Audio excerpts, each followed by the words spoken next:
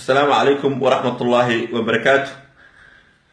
حق أنا هلاقي أي واحد tilmaamaysaa in argixisadu ay weeraro qorsheysan ay qorsheynayaan oo dejiyeen weeraradaas waxaan xogta ku helay inay ku qaadi doonaan ama ay ka fulin doonaan inta u dhaxayso kilometer 4 number 4 ilaa airportka Muqdisho. sidoo kale waxaa xogta ku helay in bartilmaameedkooda uu yahay oo ay bartilmaameedsanayaan xarumaha hay'adaha UN-ka iyo safaaradda Imaaraadka Carabta Muqdisho.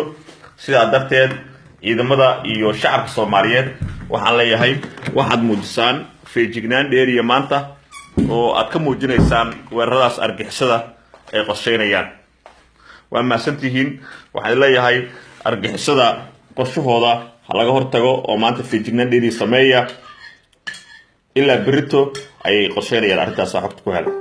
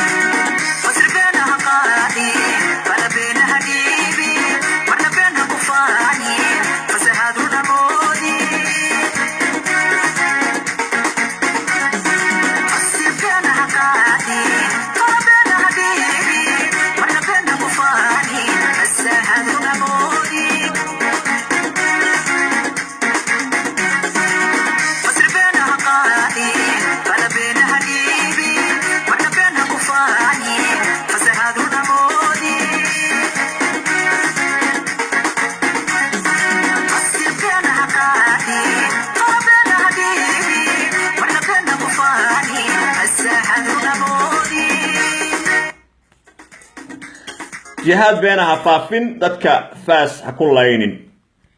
waayahay waa 23 November sanadkii 2016 waa maalin Arbaca ah saacaduna waa 12 duhurnimo oo ay daqiiqada dhaaftay.